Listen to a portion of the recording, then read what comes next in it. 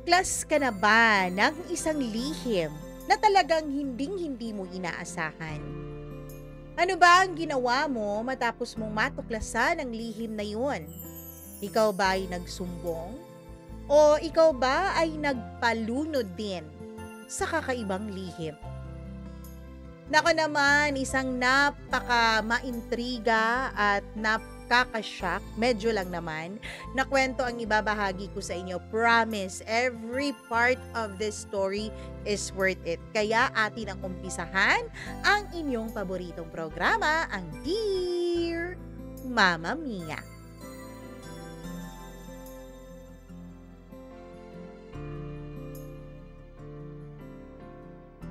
Marami ang sikreto sa mundong ito. May mga lihim na hindi pa natin natutuklasan. Pero may mga lihim din na kahit ito ay atin ang natuklasan, tayo ay nagiging bahagi nito. Minsan nga, tayo na yung lihim na yun. Dear Mama Mia, ako si Elmer. Hindi ko po yan tunay na pangalan. Ang mga tauhan po na babanggitin ko dito sa aking kwento ay hindi po yun ang mga totoo nilang pangalan. Hindi rin mga totoong apelyido ang babanggitin ko. Magbabanggit ako ng mga apelyido, Mama Mia, para sa context ng storyang ito. At sisimulan na natin ang aking kwento. Akala nila tahimik lang ang trabaho ko. Ako yung tipo ng empleyado na halos hindi mo marinig. Nasa isang sulok lamang ako. Laging basa ang mga kamay sa tubig at sabon. Nakatungo habang pinupunasan ng mga kutsara at platito ng mayayamang mga bisita. Pero habang ang mga tao ay masayang nagtatawanan sa taas ng lamesa, ako ang nasa ilalim. Literal, Mama Mia. Nandito ako sa likod ng kusina, sa ilalim ng table, sa loob ng malamig na dishwashing station ng isang catering na itago na lang natin sa pangalang Lux and Flame Catering Services. Hindi po yan totoong pangalan ng negosyo. Gusto ko lang itago, Mama Mia, at malalaman niyo mamaya kung bakit. Muli, ako si Elmer. Mahigit 30 na ang edad ko. Hindi ako pogi kung ako ang tatanungin ninyo.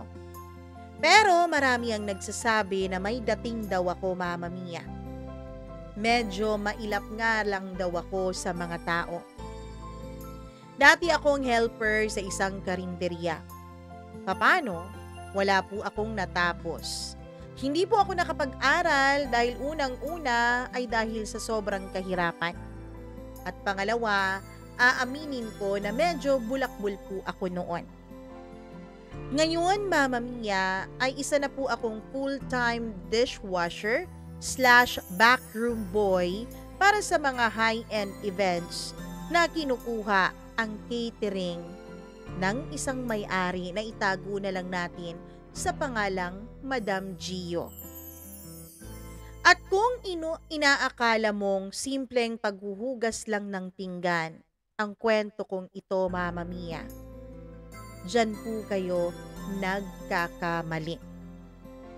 Dahil isang gabi, sa isang masaganang kasalan sa Forbes Park, habang abala ang lahat sa pagsasayaw, nahuli ko ang sarili kong nakasilip sa pagitan ng lamesa at kortina.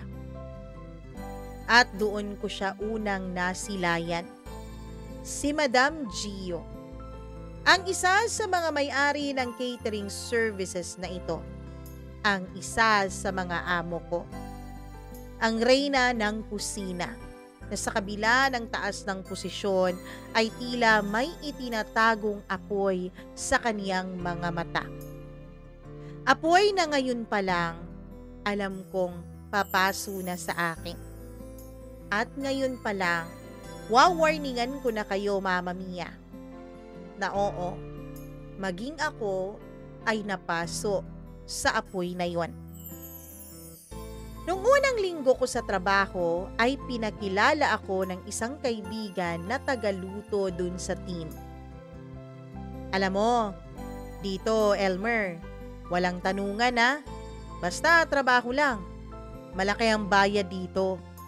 Gaya lang, dapat hindi ka maingay. Alam mo, kaya kita nirekomenda dito dahil tahimik ka lang eh. Hindi ka masyadong pala kaibigan. Kaya hindi ka maingay. Sabi niya.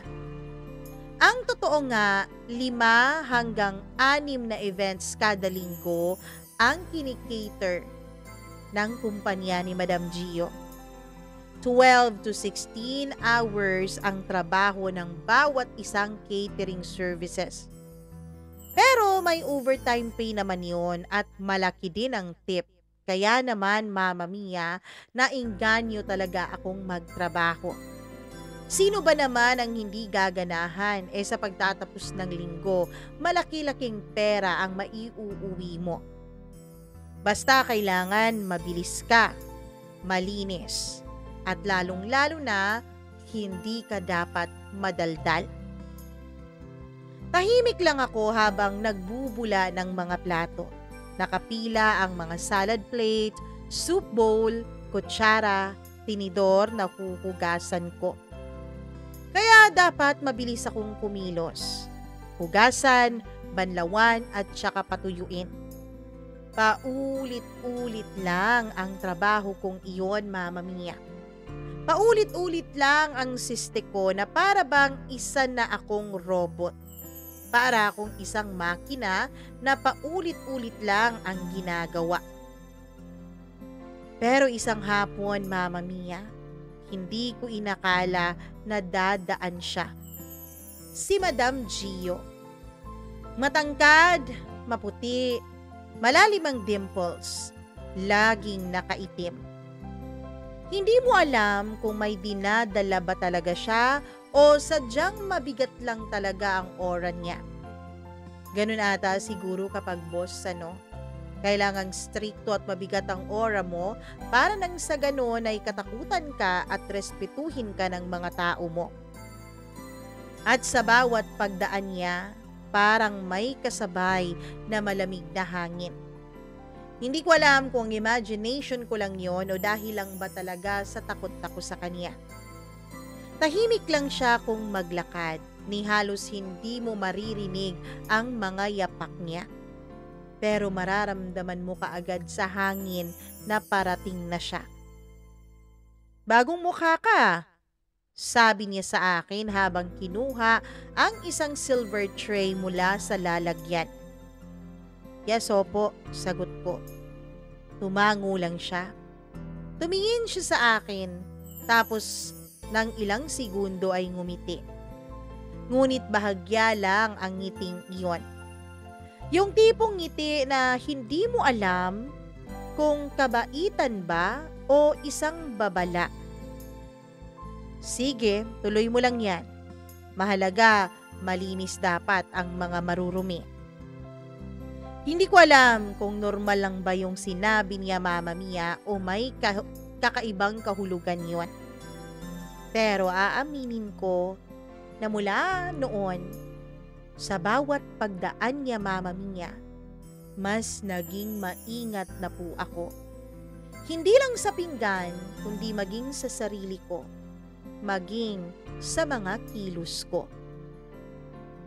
Isang gabi, may VIP party sa isang penthouse. Politiko raw ang may-ari. May mga kilalang negosyanteng nandoon. Meron pa ngang artista. Pero isa sa pinakabawal ay ang cellphone. Hindi ko alam kung bawal sa lahat o sa amin lang na mga staff. Bawal din ang staff na sumilip sa main room. Maliban kung waiter ka o bartender. Ako syempre, tulad ng nakagawian, lagi na lang nasa likod. Pero dahil kulang kami sa tao nung araw na yon, ay pinakiusapan akong mag-set up ng backup wine station sa gilid ng function area. Habang inilalapag ko ang mga baso, Mama Mia, napansin kong may lamesa sa likod ng curtain wall. Parang reserved area yon. Tahimik, pero may 2 taong nag-uusap.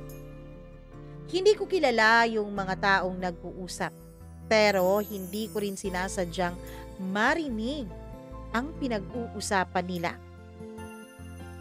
Mama Mia, may kapilyahan yung boses ng babae. "Bakit hanggang tingin ka lang?" sabi niya. Narinig kong tumawa ang isang lalaki. "Baka kasi may nanonood eh." "Eh di panoorin nila tayo." Paglingon ko ay parang may silhouette ng isang babae na naka-off-shoulder na damit. Hawak ang isang yosi at nakasandal sa isang mesa habang unti-unting ibinubuka ang kaniyang mga hita. Napalunok ako, Mama Mia. At sa bawat pagtayo ko, biglang pumasok sa kurtina si Madam Gio. Tuloy-tuloy. At wala siyang pakialam kung naroon man ako o hindi. Ni hindi niya ako tiningnan, Mama Mia, na para bang hindi niya ako nakikita. Hindi rin niya ako inutusan. Pero bago siya lumabas, may ibinulong siya. Hindi sa akin, kundi doon sa lalaki. Pero sapat ang lakas ng kanyang pagbulong para marinig ko kung ano yon. "Huwag kang magpakasiguro, hindi lang ako ang nanonood." Pagbalik ko sa kusina ay tahimik pa rin ang lahat. Pero ako, Mama Mia, magulong-magulo na ang loob ko. Magulong-magulo na ang utak ko. Anong nangyayari? Bakit merong ganon? At bakit parang normal lang na nakikita iyon ni Madam Gio? Hindi ko alam kung may mali ba sa akin. Pero mula noong gabing yon, hindi na nawala sa isip ko ang eksena sa likod ng kortina. Ang paraan ng pagkakaupo ni Madam Gio. Ang posisyon ng lalaking halos idikit na ang bibig sa leeg niya. At ang tila alam niya na nanonood ako sa lahat ng mga nangyayari. Tuwing darating siya sa dishwashing area, ay tinitingnan niya ako ng ilang segundo. Hindi naman bastos ang pagkakatingin niya, Mama Mia. Hindi rin naman agresibo. Pero parang sinasabi ng kaniyang mga tingin na, "Ano pa nga ba ang nakita mo?" At ako, hindi ko maintindihan kung bakit parang may kakaibang init na gumagapang sa aking buong katawan. Isang gabi, ako na lang mag-isa noon sa dishwashing station. As usual, overtime na naman. Late ang catering wrap-up. Tahimik na sa labas, Mama Mia. Puno na ng bula ang sink dahil nagmamadali na rin ako nung mga panahon na yon. Sa sobrang pagmamadali ko ay nabasa na ang sandong suot ko. Pawis sa likod at sa harap naman ay yung tubig na galing sa dishwashing sink. Pero bigla akong may narinig na heels sa tiles. Click, click, click. Paglingon ko ay nandun si Madam Gio. Bitbit ang isang wine glass. Umupo siya sa tabi ng mesa sa harap ko. Tahimik lamang siya.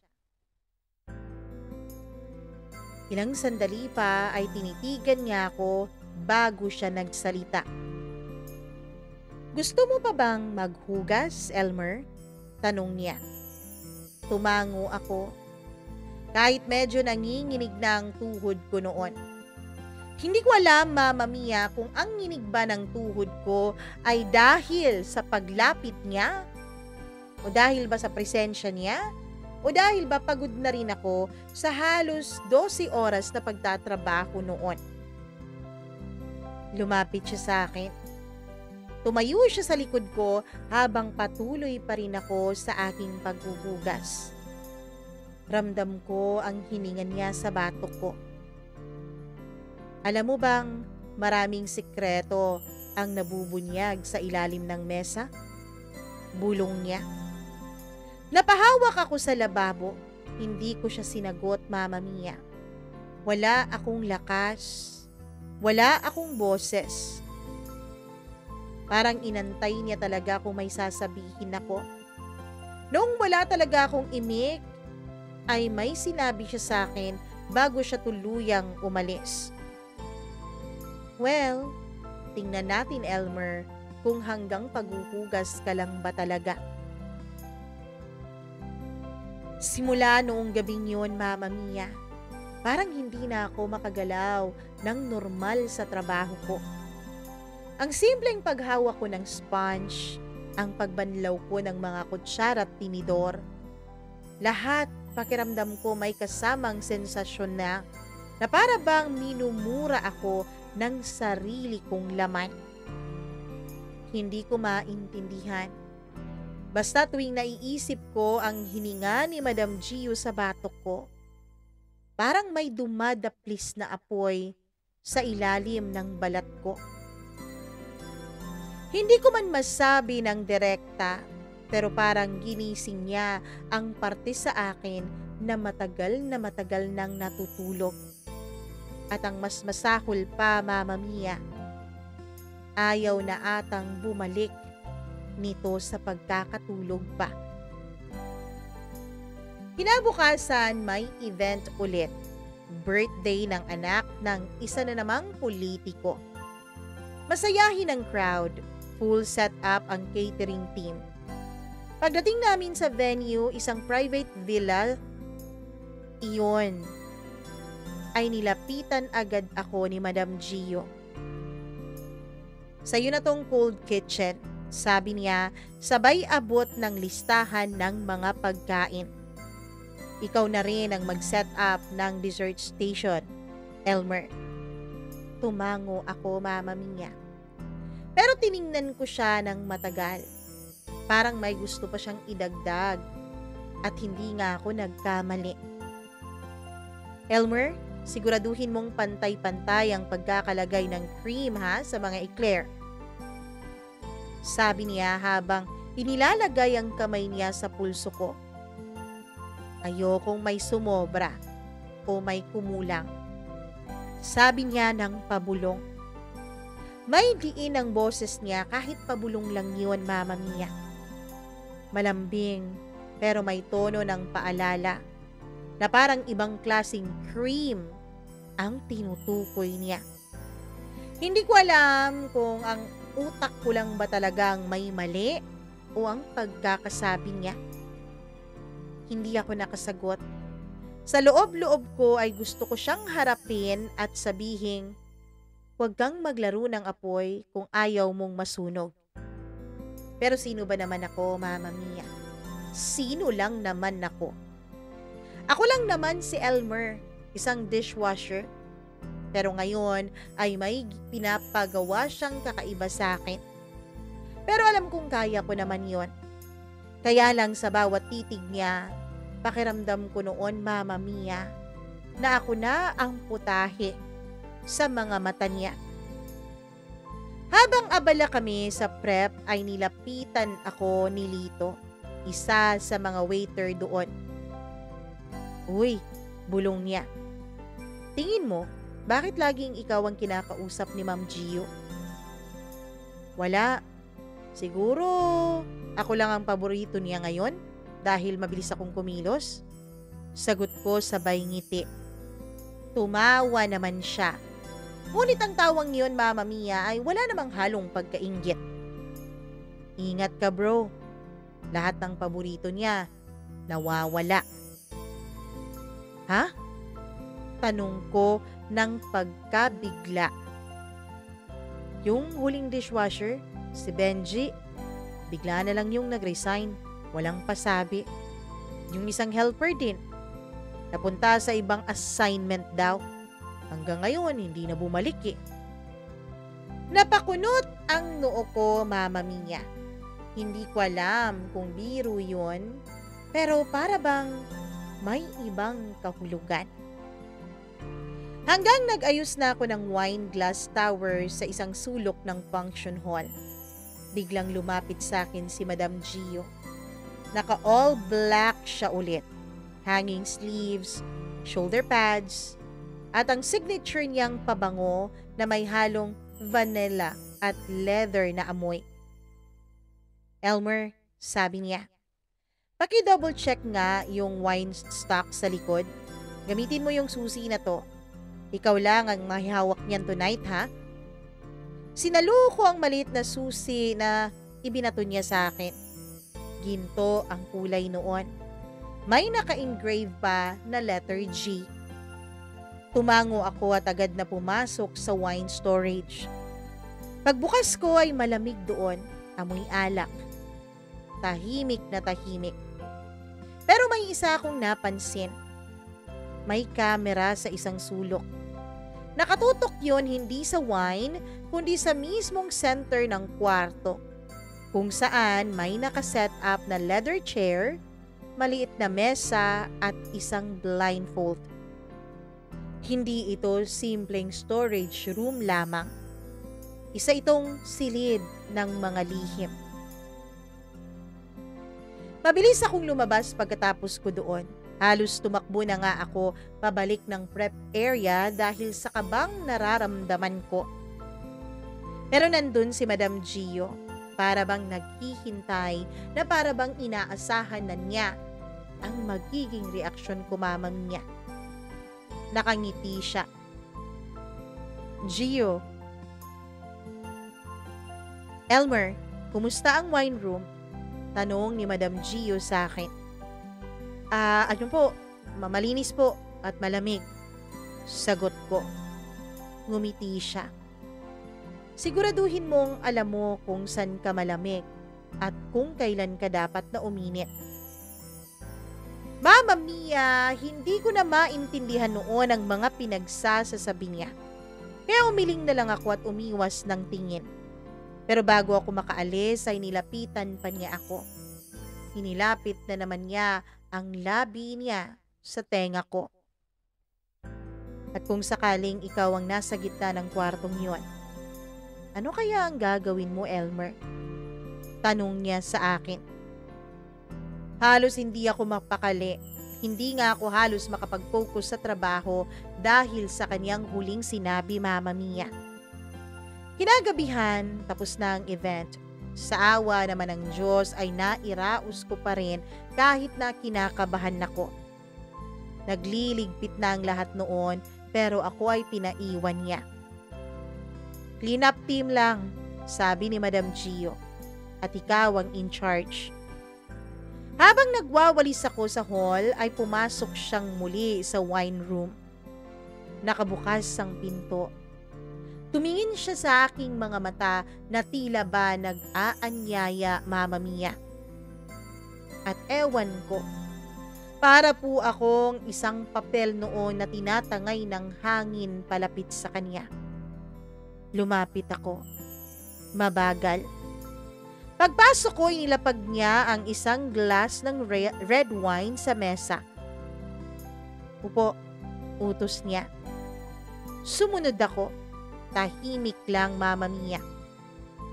Kinuha niya ang isang perasong tela na mula sa drawer. Pinalapit sa akin. Inabot sa kamay ko.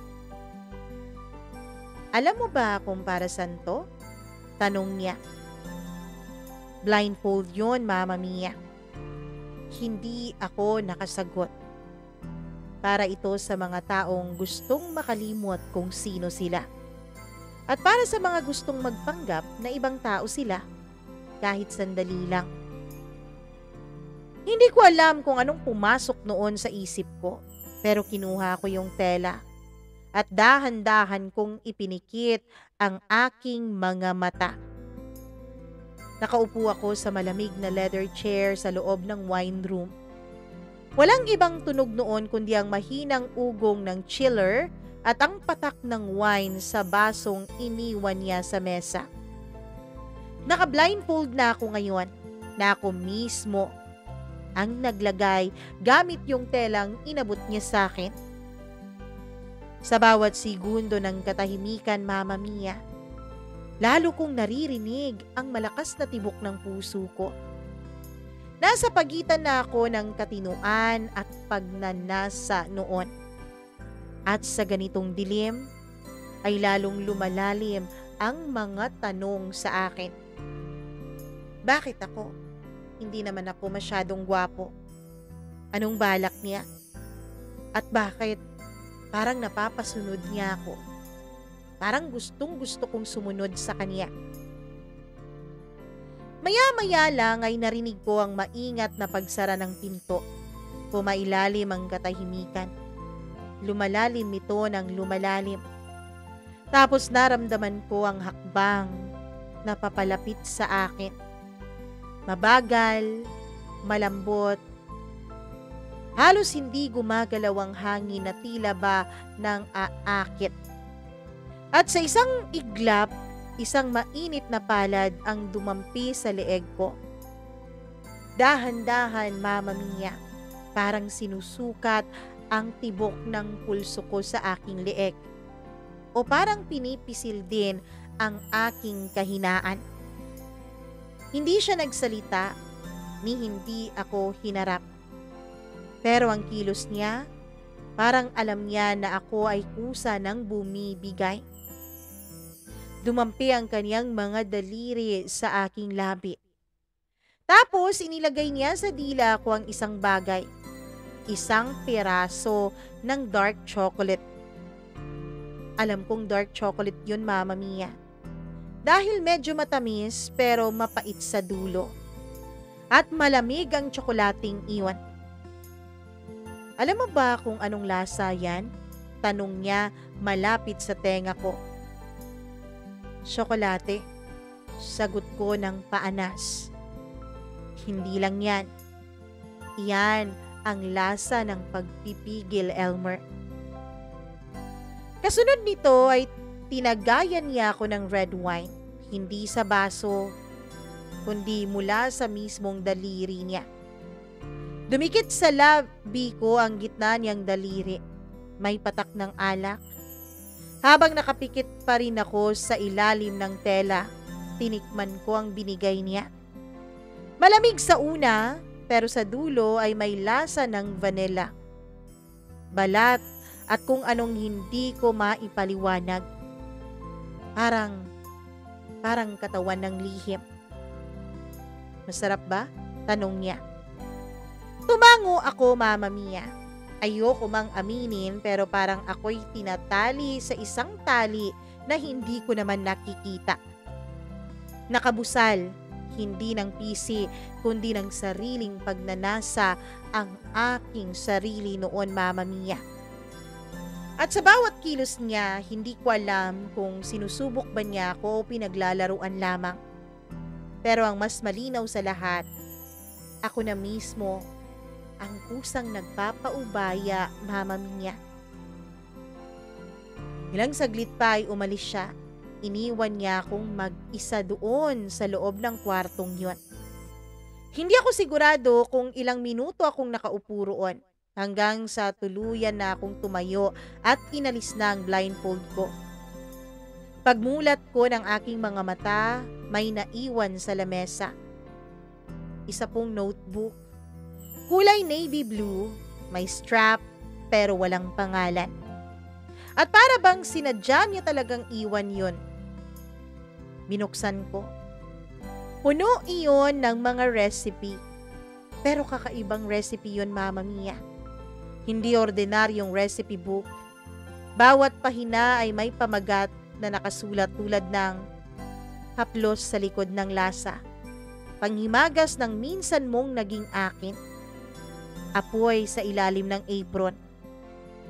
Sa likod ng bawat recipe, may mga note, may mga eksenang nakalagay na para bang diary iyon o instruction.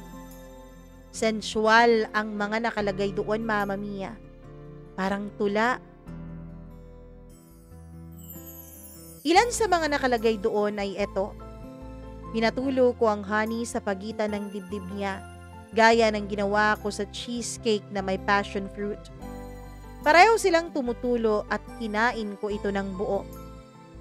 Habang hinihiwa ko ang peras, siya naman ang unti-unting binubuksan ng kanyang sarili sa harap ng oven, sa gitna ng apoy. Hindi ko alam kung ano yon, Mama Mia. Fiksyon? Pantasya? O baka talaga diary yon at tunay yung nangyari? At bago matapos ang pahina ay may isang post-it note na nakadikit. Kung kaya mong tikman ang lasa ng sekreto, handa ka na sa susunod. Kinabukasan, may sunod na event, isang birthday ng isang sikat na tao.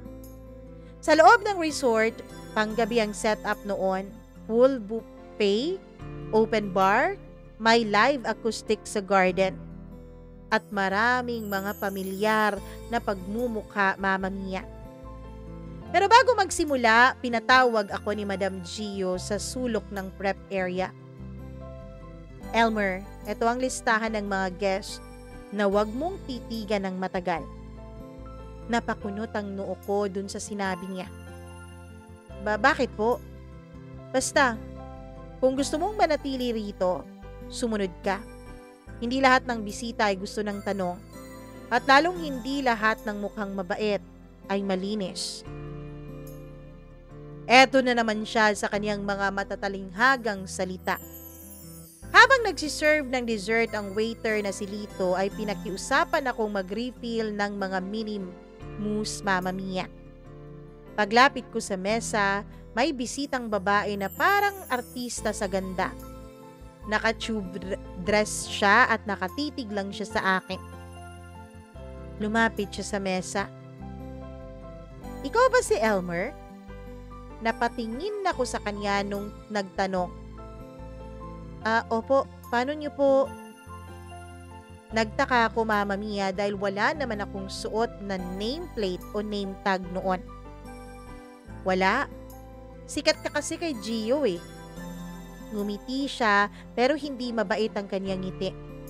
Parang ngiting mapanganib. Parang ngiting may alam siyang sekreto ko. Lumapit siya sabay sabing, mag-ingat ka.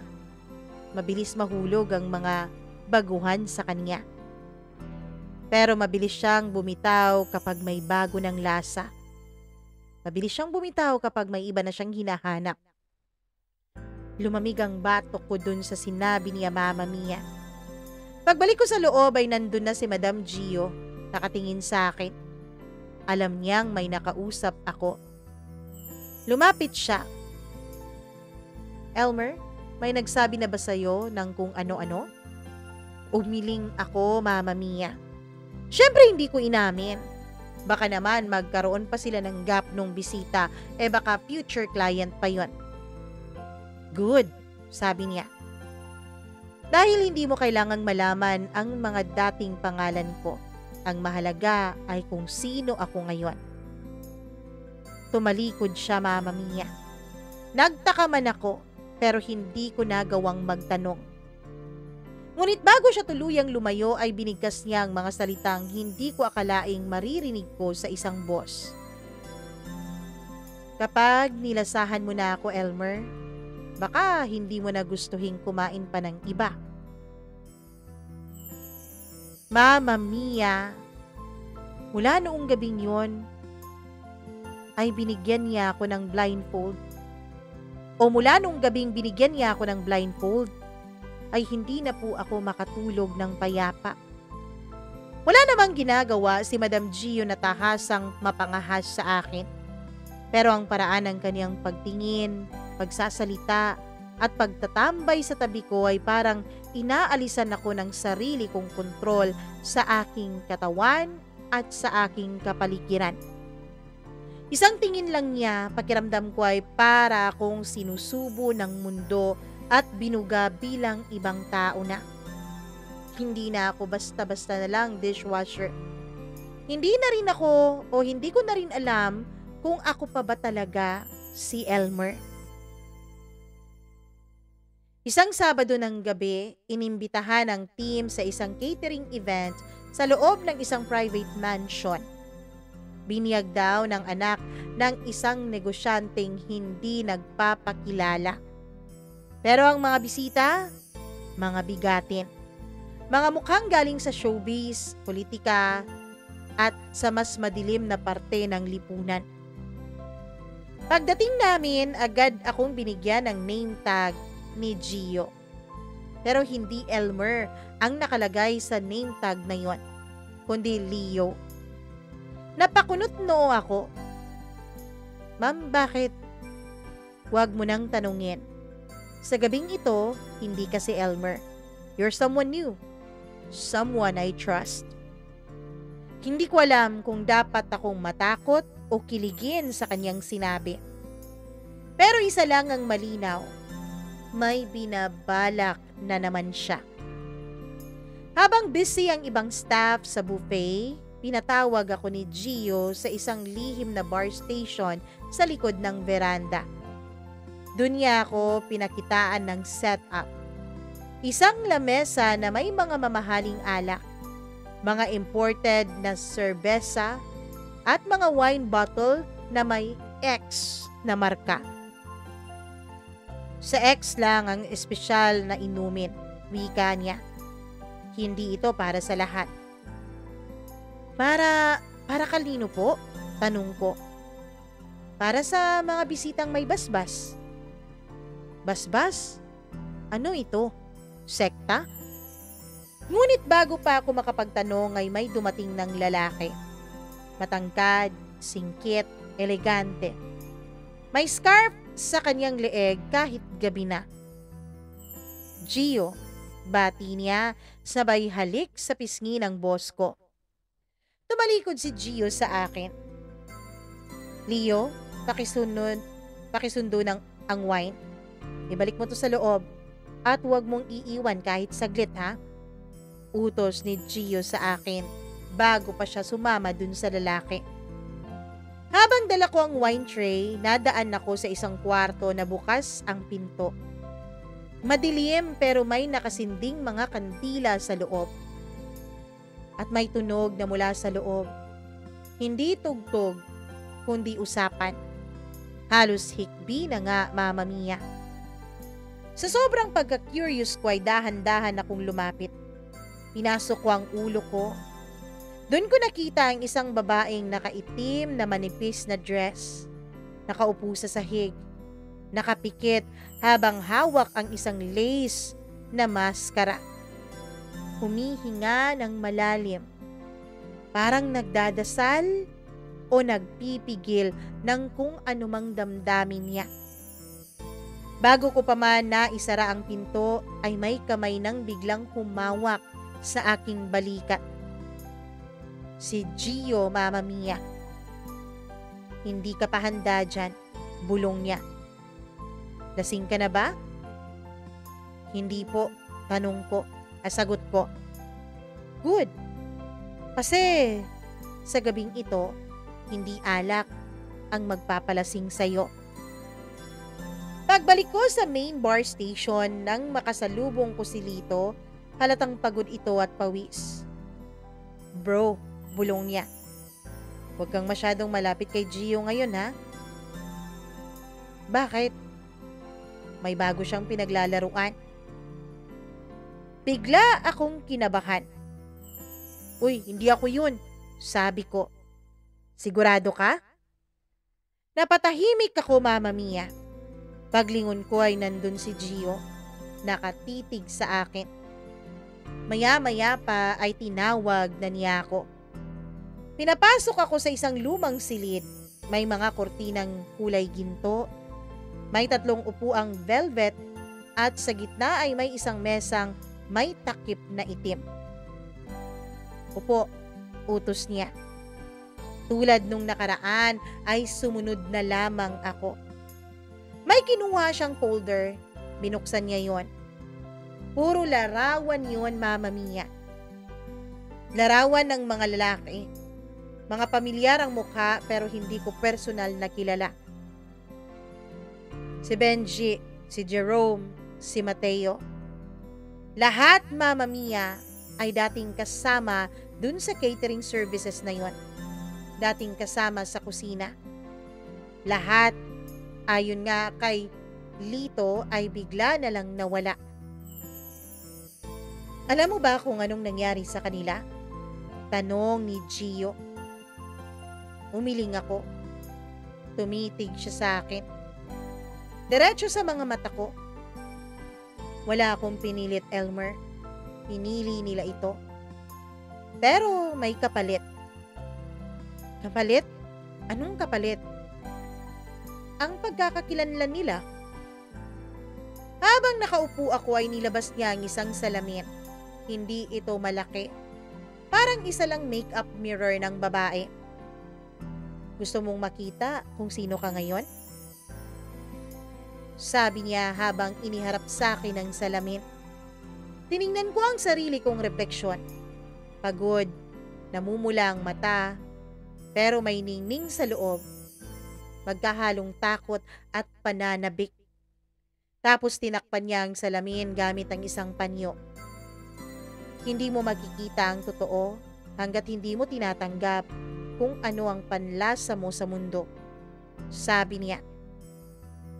Bigla niyang inilabas ang isang dessert plate, isang chocolate lava cake, pero hindi ordinaryo. May isang maliit na card sa tabi nito.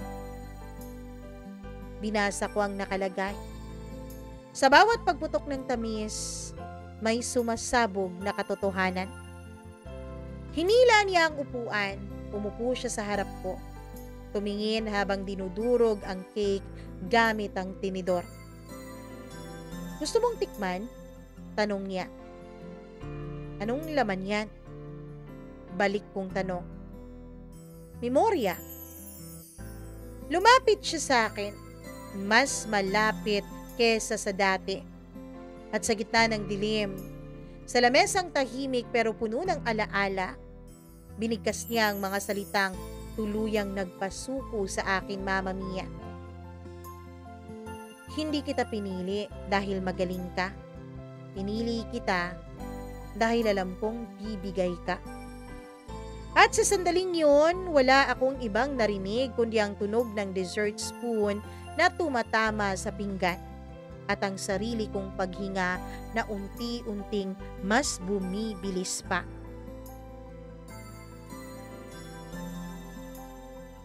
Mama Mia, biglang may dumating. Gio, bati ng lalaki. Sabay halik sa pisngi ng boss ko. Vince, right on time. Sagot naman ng boss ko. Tiningnan niya ako ng saglit. Seryoso ang tingin. Parang sinusukat kung saang bahagi ng katawan ko siya unang titira. Pero hindi literal ha, kundi mental, psychological. Siya ba yung bago mong tauhan? Tanong nung lalaking Vince.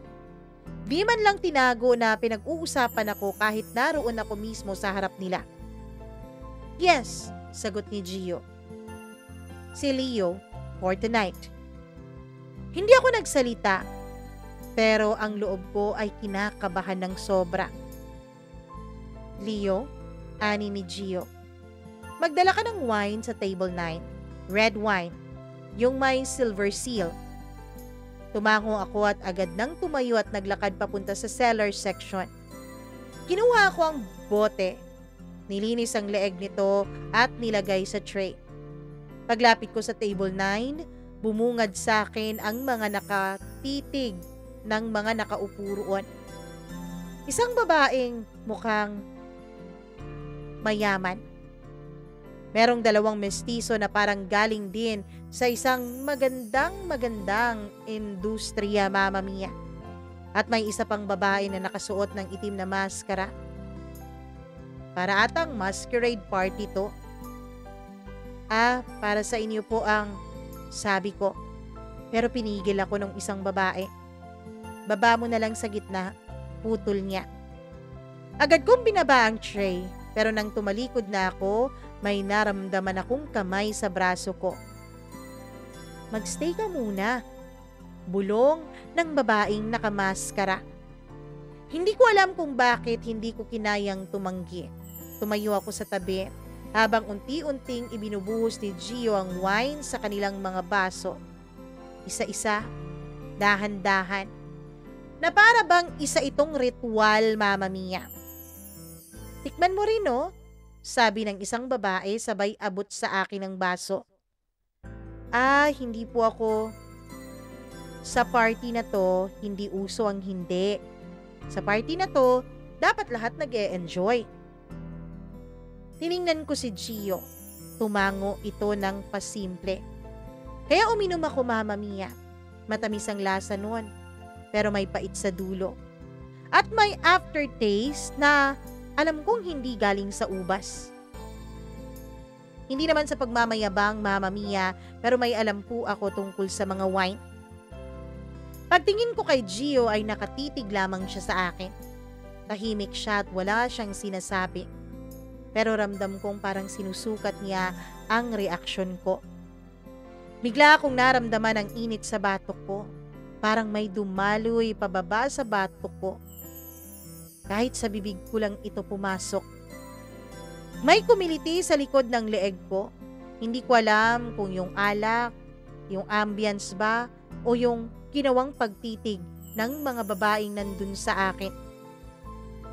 Pagbalik ko sa likod ay napansin kong nakaupo na doon si Gio sa kusina. May hawak na notebook. Yung notebook na nakita ko sa wine room noon. "Gusto mo bang magtanong, Leo?" Tanong niya habang binubuklat ang notebook na yon. "Gusto kong maintindihan," sagot ko. "Ikaw, itong party na to, yung mga tao, lahat." "Lahat?" Tumayo siya at lumapit sa akin. Dinikit ang kanyang mukha sa akin na halos magdampi na ang aming mga balat. "Sigurado ka? Baka kasi hindi mo kayanin ang lasa ng totoo," sabi niya. Lumapit siya sa akin ng paunti-unti hanggang maramdaman ko ang dulo ng kanyang labi sa pisngi ko. "Pero sige, sabi mo lahat eh. Simulan natin sa simpleng tanong." Bulong niya. "Kung may ipapagawa ako sa'yo na hindi mo maintindihan pero kailangan mong sundin, gagawin mo ba?" Hindi ko alam ang isasagot ko, Mama Mia. Gusto kong magtanong, bakit ako? At ano ba to? Kulto ba to? Pero hindi ko masabi. Ewan ko, para akong nahipnotismo at tumango lamang ako dun sa kanyang tanong sa akin. At sa pagtaas ng kilay niya, alam kong nagsimula na ang isang bagay na hindi ko na pwede pang atrasan. Lumapit siya sa akin.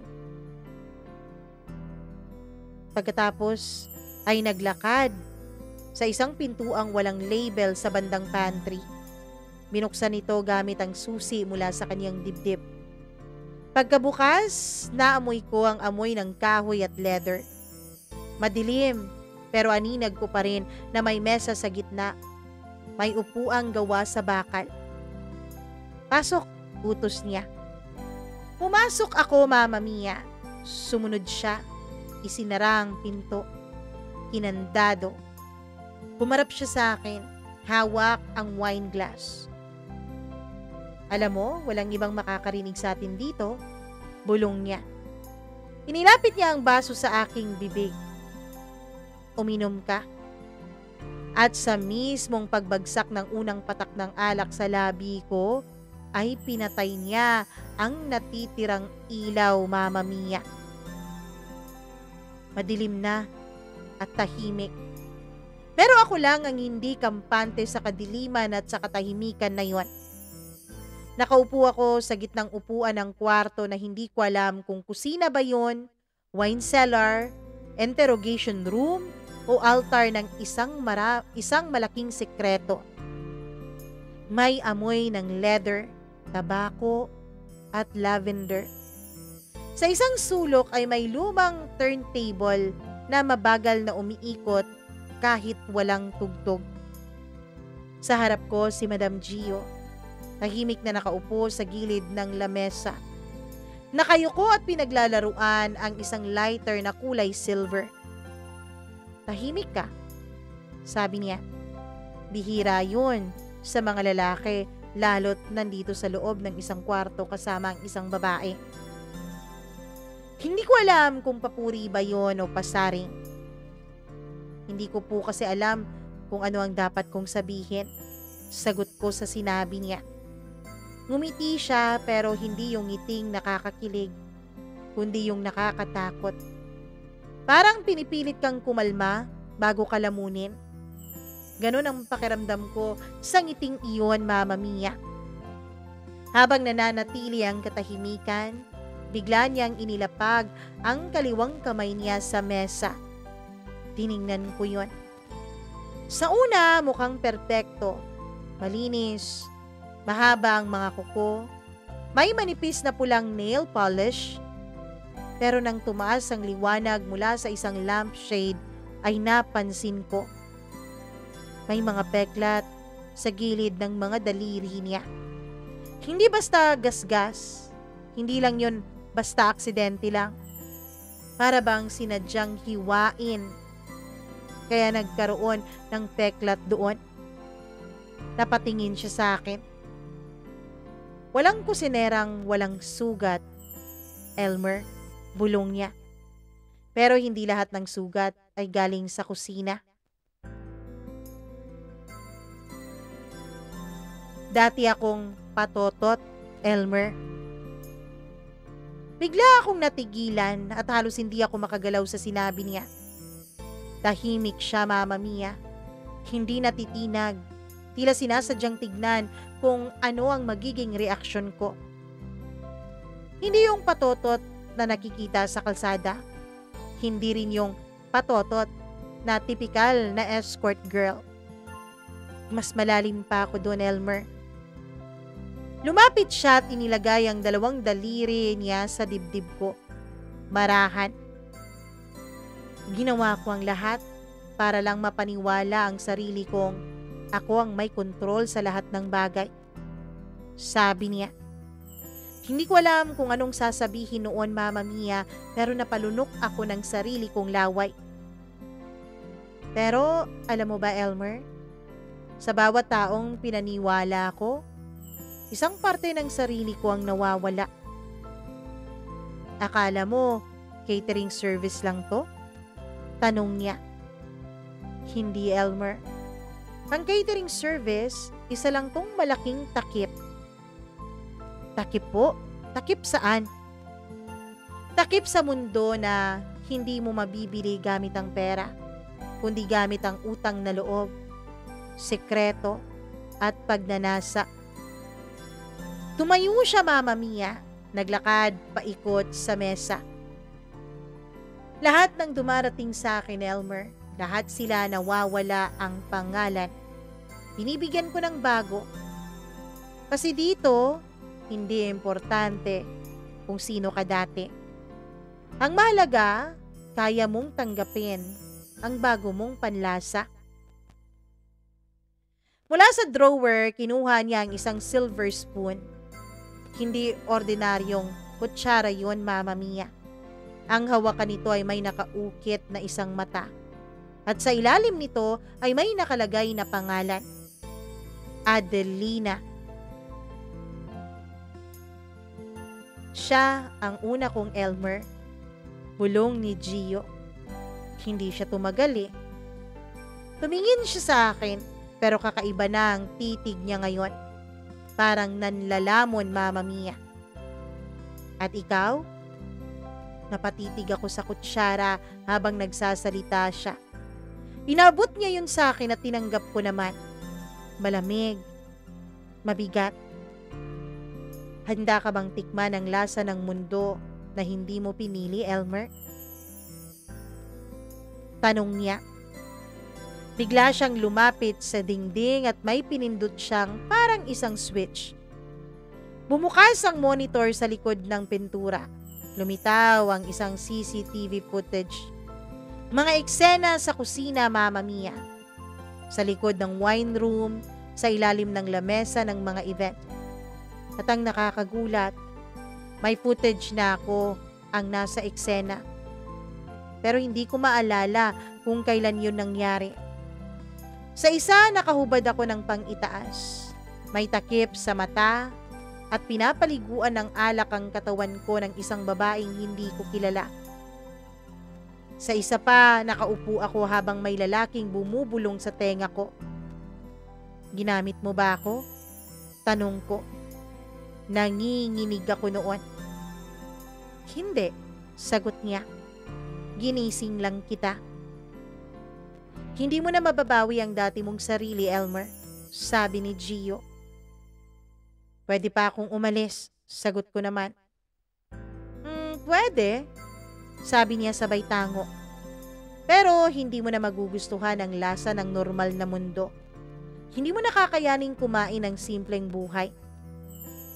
Tumayo ako, Mama Mia.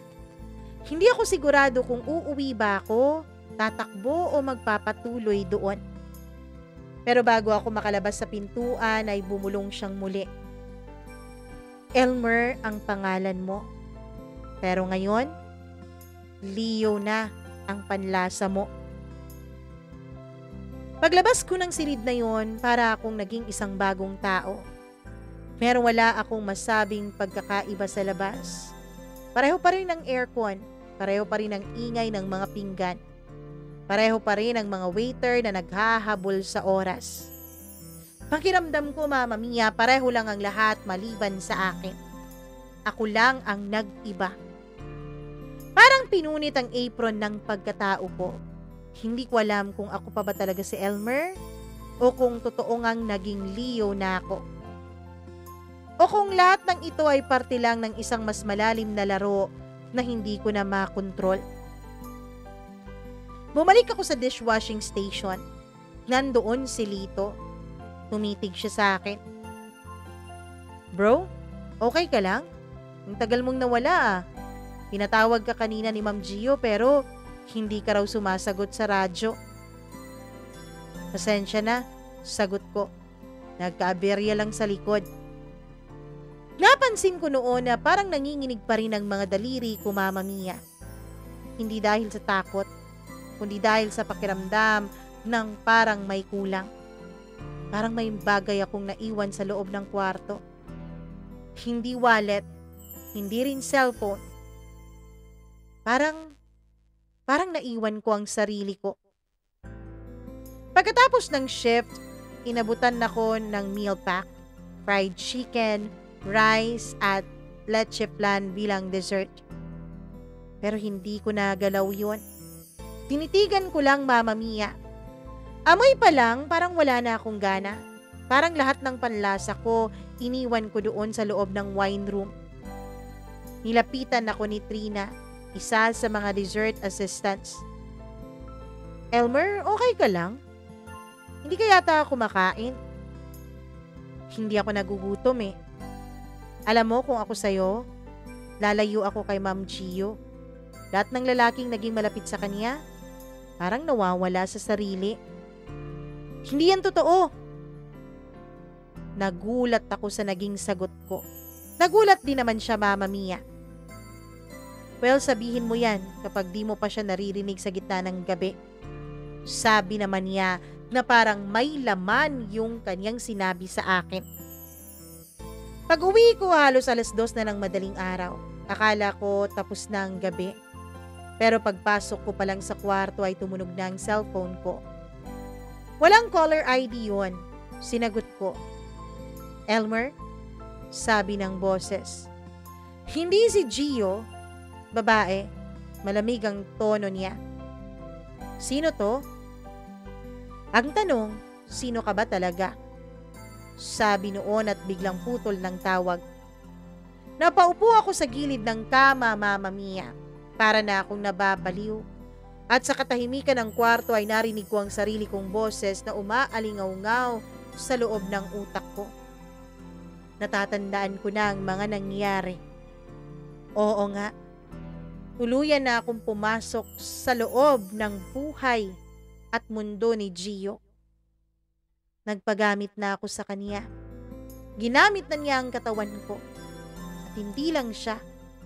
May iilan nang gumamit sa katawan ko, Mama Mia. At sa bawat pagkakataon na pinapagamit ko ang katawan ko sa iba't ibang tao, sa loob ng malamig na kwartong yun, nararamdaman ko na parang nawawala ang Elmer na kilala ko. Kinabukasan, may inabot sa akin si guard pagdating ko sa staff quarters. Delivery raw para sa'yo, sabi niya. Walang label yon, wala ring return address. Basta box lang na kulay itim. Binuksan ko yon. Isang peraso ng apron. Punit.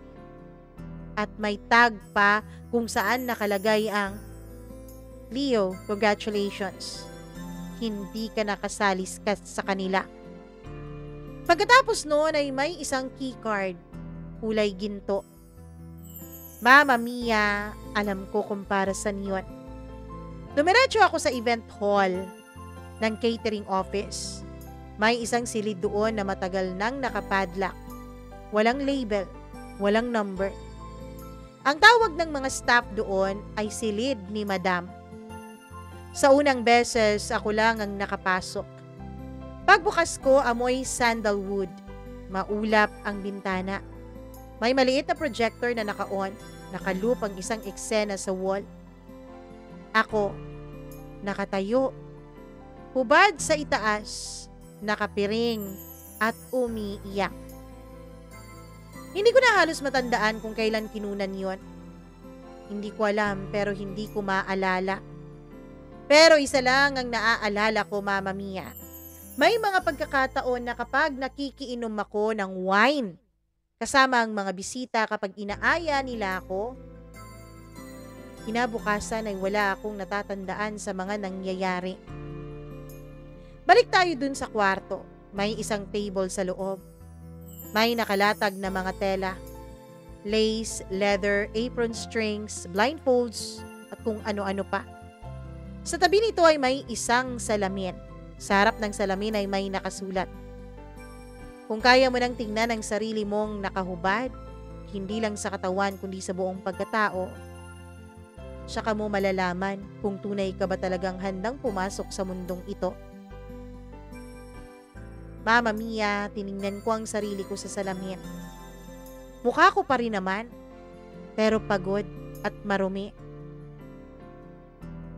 At ang hindi ko maintindihan, Mama Mia, mara po akong naghahanap ng susunod na iuutos sa akin. Hindi ko alam kung ano ang mangyayari. Hanggang sa tumunog ang cellphone ko, si Gio. Elmer, Leo, sagot ko. Tahimik siya saglit. Bukas ng gabi may bagong kliyente. Kailangan kita dun sa silid dress. Tanging ikaw lang ang pwedeng humawak noon, ha? Ano po ang trabaho ko? Congratulations, hindi ka na tagahugas ng plato, Leo. Isa ka ng tagatikim ng intensyon. Silid dress, isang lugar na hindi ko pa naririnig dati. Kahit ilang buwan na akong kasali sa catering team ni Gio. Tahimik yung lugar na yon. Nakatago, walang signage, walang sino man sa mga staff ang nagtuturo kung saan. Maliban sa mga pinipili niyang makikita ito. Hawak ko na ang susi. Gaya ng mga susi na hawak niya ay kulay ginto ito. May nakaukit na salitang, panlasa mo, kalayaan mo. Hindi ko pa rin maintindihan kung anong ibig sabihin ni Gio nang sabihin niyang tagatikim ng intensyon na raw ako at hindi na dishwasher. Pero isa lang ang malinaw, wala na akong ginagampan ng papel dahil ako na mismo yung papel na yon. Dahan-dahan kong pinasok yung susi na binigay niya. Pagbukas ng pinto ay isang madilim na silid ulit ang bumungad sa akin. Ngunit puti ang pintura nito. May mga black and white portraits sa bawat dingding. Muro mga mata lang, mga close-up shots. Iba't ibang mata. May lalaki, babae, bata, matanda. Sa gitna ng kwarto ay isang malaking lamesa ang naroon. Sa ibabaw nito ay isang velvet na tela. At sa ibabaw ng tela ay may isang tray. May laman itong 3 bagay. Isang maliit na bote ng pulang likido, isang envelope, at isang plaka ng pangalang Clarice. Binuksan ko ang envelope. Isang card lang ang laman. Walang pangalan, walang date, pero may nakasulat. Hindi lahat ng lason ay amoy chemical. May mga lasong matamis, mabango, malambing. At minsan, naglalakad sa balat ng hita mo. Tikman mo, Leo, at kilalanin mo kung anong parte ng katahimikan ang kayang pumunit sa'yo. Napalunok ako, Mama Mia. Pagtingin ko sa salamin sa sulok ay nakita ko ang sarili ko na para bang hindi ko nakilala. Bumalik ako sa mesa, kinuha ang maliit na bote. Binuksan ko yun. Amoy strawberry pero mas malalim, parang fermented. May sumisiksik na mapait sa ilalim ng matamis. Isa itong syrup pero alam mong hindi ito pang dessert. Dinikit ko sa labi ko ang dulo ng bote. Isang patak lang. Mainit yon. Dumaloy pababa sa lalamunan ko na parang usok sa loob ng katahimikan. Bigla kong naalala ang mga mata ni Gio. Ang mga kamay niyang may peklat at ang boses ng babaeng tumawag sa akin noon. Walang pangalan, pero lahat puno ng hiwaga. Maya-maya, Mama Mia, bumukas ang isang pinto sa likod ng silid. Pumasok ang isang babae. Hindi si Gio, iba. Matangkad, morena, may buhok na nakapusod na parang laging handang makipagdigma. Suot niya ay isang itim na blouse at slacks. Pero halata sa kilos niya na hindi siya basta-bastang bisita. Tumayo ako. Clarice? Tanong ko. Hindi. Ako ang nagdala niyan. Sabi niya sabay nguso doon sa bote na binuksan ko kanina. Umupo siya sa upuang kaharap ko at nilabas ang isang recorder. Simulan na natin. Mama Mia, in-interview niya ako doon at tinanong kung handa na raw ba ako. Sa huling bahagi, sabi niya nakapasa ako. At ang sa susunod na event, hindi na raw ako magiging normal na tagapagsilbi. Ako na raw mismo ang magpapakain ng mga bisita. Isang linggo ang lumipas matapos noon. Hinawag ako ni Gio para pamunuan ang isang private preparation para sa isang VIP guest. Hindi niya ako binigyan ng masyadong detalye maliban sa mga recipe. Isa lang ang instruction na sinabi niya sa akin. Ang putahe mo ay hindi para sa tiyan. Alam mo na kung para saan. Kaya tikman mo muna bago mo ihain. Mama Mia, hindi ko alam. Pero parang alam ko na ang mga susunod kong gawin. May binigay siya sa akin na mga ingredients. Alam kong hindi lang yun basta-basta mga ingredients. Alam kong yung mga ingredients na yon ay makuhuli ng mga otoridad kapag ito ay kanilang napag-alaman. Alam kong maglalagay ito sa akin sa loob ng kulungan. Pero ewan ko ba, pakiramdam ko alam ko kung anong gagawin ko sa mga ingredients na yon. Nagluto ako, nilagay yung mga sinabi niyang special na sangkap. Bago ko ihain yon ay may humawak sa braso ko. Si Gio. Marami akong inalis sa buhay mo, Leo. Bulong niya. Pero ibinalik ko rin kung sino ka talaga. Paano mo na siguradong ganito ako? Kasi kahit kailan ganito ka naman. Kahit kailan wala akong naramdaman na kahit konting pagtutol mula sa'yo.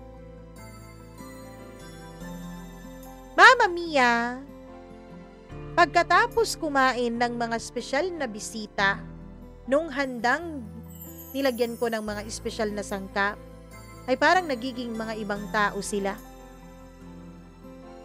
Hanggang sa nasaksihan ko na ng totoo at tuluyan ang mundo ni Gio. Sa isang silid, Mama Mia, nandoon ang nasa mga 12 bisita. 13 kasali si Gio.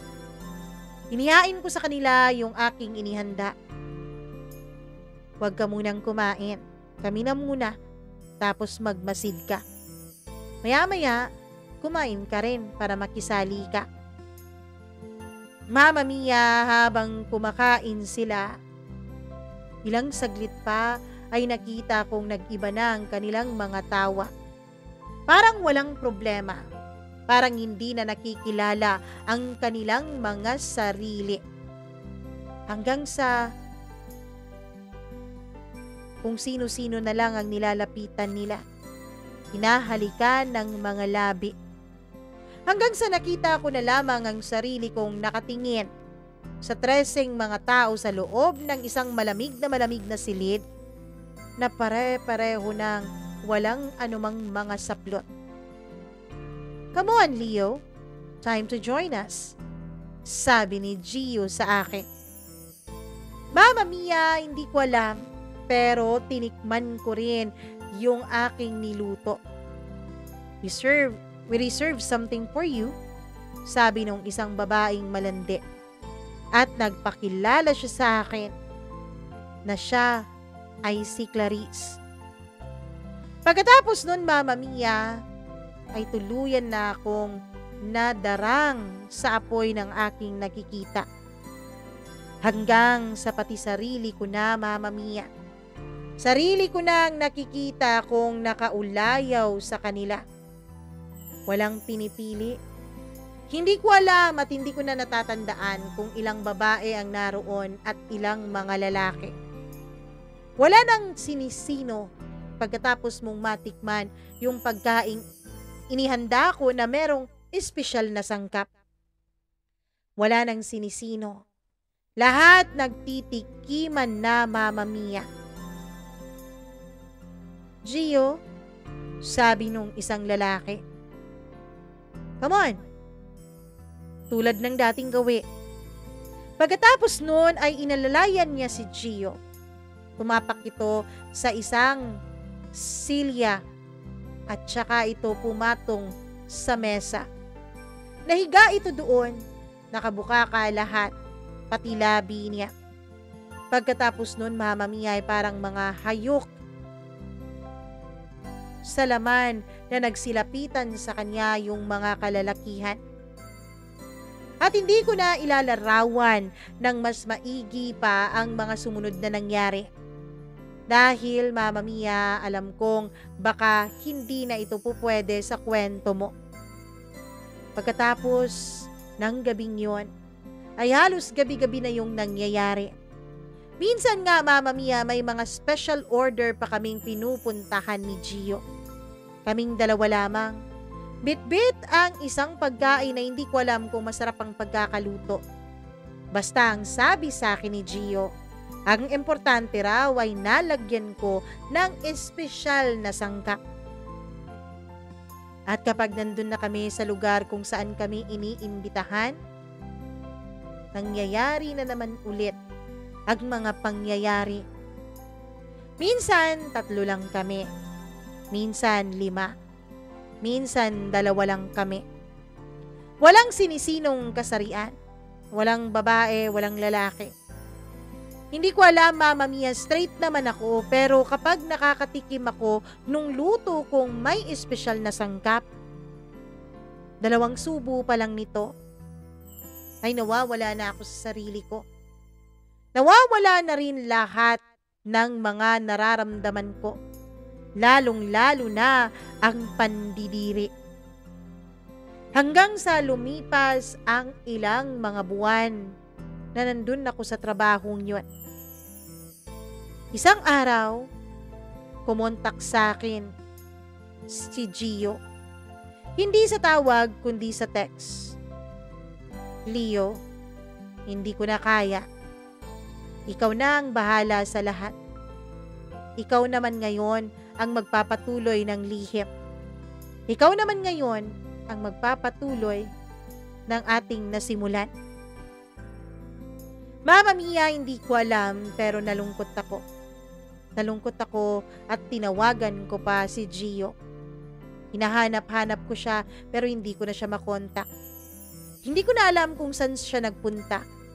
Sa akin na direktang kumukontak mula noon ang mga naging parokyano niya. Hanggang sa lumapit sa akin si Trina. Alam ko yung ginagawa niyo, Elmer. Leo, tawagin mo ako ngayong Leo. At Trina, boss mo na ako ngayon. Diba nag-iwan ng sulat si Gio na ako nang magiging boss niyo? Kaya wag mo na akong basta-bastang lapitan. Bago pa ako umalis sa'yo, eto, may bibigay ako. Mama Mia, ibinigay sa akin ni Trina ang isang notebook. Isang napakaliit na notebook yon na kulay pula. Basahin mo. Sabi niya pagkatapos ay umalis siya. Binuksan ko yon. Mga pangalan. Hanggang sa nung 3 ng pahina ay nakita ko ang buo kong pangalan doon. Status, 86% conversion. Trigger points, abandonment trauma, food-based emotional memory, sensory obedience. Final phase, full consumption and rebranding. Mama Mia, nagulat ako. Doon ko nakita na simulat sa pool pa lang pala, ako na ang target ni Gio. Hindi dahil sa gwapo ako, hindi dahil sa malakas ang dating ko, kundi alam niyang mamamanipulan niya ako. Pagkatapos noon ay isang text ang dumating sa akin mula kay Trina. Elmer, pinilit kitang iligtas, binalaan kita, pero hindi ka nakinig sa akin. Simula ngayon, ikaw na ang magpapatagbo ng catering na yan. Hindi na ako sasama sa iyo, Elmer. Mahal ko si Gio, magsasama na kaming dalawa. Sana masaya ka sa pinili mo. Nagulat ako noon, Mama Mia. Gulat na gulat ako sa isang revelasyon na alam pala ni Trina ang lahat. Na magkarelasyon pala silang dalawa ni Gio. Parehong babae. Matagal na pala niyang dinadasal o pinaplano na may pumalit kay Gio para masolo na niya ito. At ngayon ay wala na si Gio. Umalis siya na parang isang bula. Iniwan niya sa akin ang susi ng lahat-lahat. Pati na rin ang recipe ng kaluluwa at ang listahan ng mga susunod pang pangalan. Mama Mia, isang araw lumapit sa akin si Lito. Hindi mo kaya? Hindi mo kaya yan. Kung hindi mo kaya, Elmer, ako nang bahala dyan. Nagtaka ako at nakakunot noo. Bakit, akala mo ba ikaw lang ang may alam tungkol sa operasyon na to? Meron rin kaming operasyon. Kami ni Trina ang magka-partner. Kayong dalawa nga lang ni Gio ang magka-partner. Kaya hindi mo alam na ganito din ang ginagawa ko. Mama Mia, hindi ko na alam talaga kung sino ang paniniwalaan ko. Sa loob ng ilang buwan ay sabay naming pinatakbo ni Lito ang negosyong yon. Pero makalipas ang halos 1 taon ay hindi ko na rin kinaya. Hanggang sa tulad ni Gio ay umalis din ako. Iniwan ko kay Lito ang lahat. Ngayon hindi ko na alam. Hindi ko na alam kung may babalik ko pa ba ang dating si Elmer. Dahil sa bawat pikit ko ng aking mga mata, hindi ko may pagkakailang may mga memoryang bumabalik sa aking alaala, Mama Mia. Hanggang dito na lamang po lubos na gumagala. Elmer, aka Leo.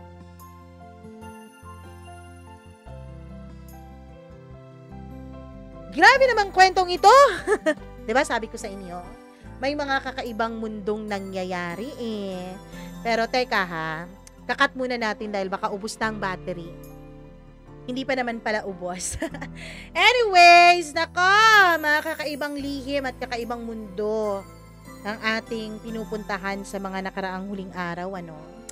And, hindi ko alam kung ano sasabihin ko kay Elmer, pero isa lang ang alam ko, may mga nag-i-exist talaga na mga ganitong klaseng mundo. I know for one, dahil dati din naman, di ako naging bahagi pero dati meron akong kilala na sabi niya, naging ganito din siya. Pero hindi ata yun catering, tindahan naman yun. Anyways, hindi ko yun i-share dahil wala akong permission sa kanya na i-share yung kanyang kwento. Sa mga nagustuhan ng kwentong ito, nako i-share at like nyo itong video na to. At syempre, huwag nyong kalimutang mag-subscribe dito sa ating channel. At huwag nyong kakalimutan na hindi dahil yan ang mundong ginagalawan niyo. Yan ang mundong ginagalawan mo, ayan na lang ang mundong nandito sa ating paligid. May mga lihim na mundong wala tayong kaalam-alam na nag-e-exist pala. At yun ang mga mundong katulad ng mundong ginagalawan ni na Elmer, Gio, Trina at Lito. May mga mundong sila lang ang nakakakita. May mga mundong kabaliktaran ng mundong ating nasisilayan sa umaga. Kaya sana maging gentle din tayo sa ating mga komentaryo dyan sa baba, okay?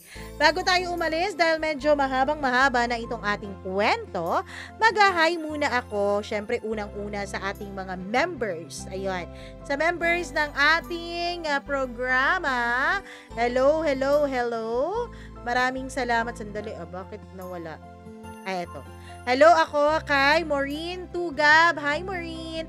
Angeline Puaso, maraming salamat. G. Antorio, Gimaras Girl, and Easy Gale. Maraming salamat sa inyong pagpapamember. Sa mga gustong magpamember, meron po tayong, join button dyan. I-click nyo na lang at kayo na lang bahala ang mamili. And syempre, bago tayo umalis din, atin munang pakinggan itong ating basahin itong ating mga pa-shoutout dito.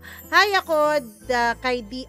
Tartser from Hong Kong South Island. Ayun, hello sa Repulse Bay. Tama po ba? Hi din ako kay Ed Santos. Maraming salamat sa iyong pakikinig. Kahit late ka nang nakikinig ka pa rin, ayos lang yan. Chrislene Cabael, Sally Buma, maraming salamat. Yen Torrejidor, May Anbuelo, hello rin ako kay Sharon Orita, maraming salamat. Hello sa Chonwan, West Hong Kong. Hi din ako kay Grace Papulonias. Maraming salamat from Yuen Long, Hong Kong. Bakit ang dami nating tagapakinig ngayon sa Hong Kong? Kay Jaya Diagan at sa iba pa nating mga tagapakinig. Yung mga hindi pa natin na-shoutout, sa susunod na video ko kayo isa-shoutout ha. Dahil magre-record pa naman ako ng I think 2 pa o 3 pang video sa araw na to dahil meron tayong time. Kasi meron akong bagong alagang aso kaya nawawalan ako ng time sa mga pagkakataong to. And for that, para sa update ng ating bagong pet, ayun. Bisitahin niyo po ang aking Blue app. That's Mama Mia CDO or Mama Mia Cagayan de Oro. Sa mga gustong mag-share ng kanilang kwento, huwag mag-atubiling mag-email sa atin, mamamiacdo0317@gmail.com. My name is Mama Mia. Mag-ingat po kayong lahat. Mahal na mahal ko kayo. Mwah, mwah, mwah. Bye-bye. I love you.